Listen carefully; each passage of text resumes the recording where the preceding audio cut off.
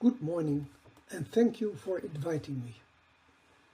Before we begin, you have received a handout containing the probation capacity framework that Steve Pitts and I developed, together with the 10 success factors that emerged from our research on probation capacity building.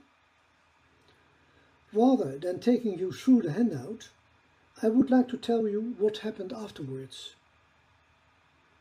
During the past years, I have had the privilege of working with 14 Caribbean jurisdictions. Those experiences did not change the framework. They changed the way I understand how probation capacity develops. Today, I would like to share those reflections. Why should we pay attention to small jurisdictions? Small jurisdictions are often described in terms of what they lack: limited resources, small organizations, and few specialists. I would like to suggest another perspective. Because organizations are smaller and relationships are closer, the dynamics of organizational development become much easier to observe. Leadership is more visible. Relationships become more influential. Organizations become more interdependent. Professionals take on multiple roles. Regional cooperation becomes essential. That is why small jurisdictions can teach us something that is relevant well beyond the Caribbean. If these jurisdictions are all relatively small, why do they develop so differently? One of the first lessons I learned was that the Caribbean is far more diverse than many people assume. Some jurisdictions were already developing parole. Others were still trying to establish confidence in probation itself. Some had strong judicial support for community sanctions. Others remained hesitant. Steve and I had already concluded that assessment should come before intervention. The Caribbean experience reinforced that conclusion. Before deciding what to do, we first need to understand where a jurisdiction is today. If the starting points differ so much, what remains constant? Although jurisdictions differ greatly, they share an important foundation.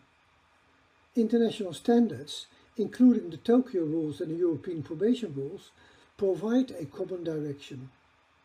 They describe what modern probation should ultimately be capable of delivering. The destination is shared. The question is how each jurisdiction moves towards it. That question led Steve Pitts and me to develop the probation capacity framework. Our research looked at probation as a system rather than a collection of individual activities. The framework identifies 3 elements. First, the objectives of probation. Second,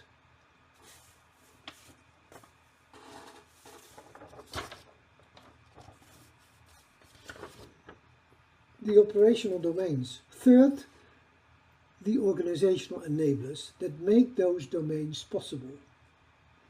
I won't explain every element because you already have the framework in your handout. Instead, I want to make one important observation. The framework tells us what capacities are required. It does not tell us where to begin. That became the central question during my work in the Caribbean. How does organizational context shape the pathway? This slide represents the main reflection I would like to share today. Working in the Caribbean made me realize that the framework itself did not need to change. The standards did not change. The objectives did not change. What changed was my understanding of how capacity develops. In larger and more complex organizational systems, development often occurs through specialized organizations and several parallel initiatives. In smaller and more interconnected systems, relationships, leadership and sequencing become much more influential. The destination remains the same.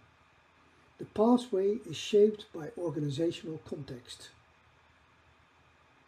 If context shapes the pathway, where should we begin? For me, the answer is assessment. Assessment is not about identifying weaknesses. It is about identifying the next strategic priority. The Caribbean reinforced an important lesson. Different jurisdictions require different starting points. Assessment therefore becomes a dialogue with local partners. We ask, where are we now? What already works? What are the opportunities? What are the risks? And where and what kind of resistance do we have to tackle? What is the next realistic step? Who needs to be involved? Let me illustrate that with Barbados. Barbados illustrates that probation development is progressive. The important question is not simply what happened. The important question is, what was the next strategic priority? Initially, the priority was to establish aftercare for ex-prisoners. Later, community sanctions became possible. Today, attention is turning towards parole. Each stage created the conditions for the next.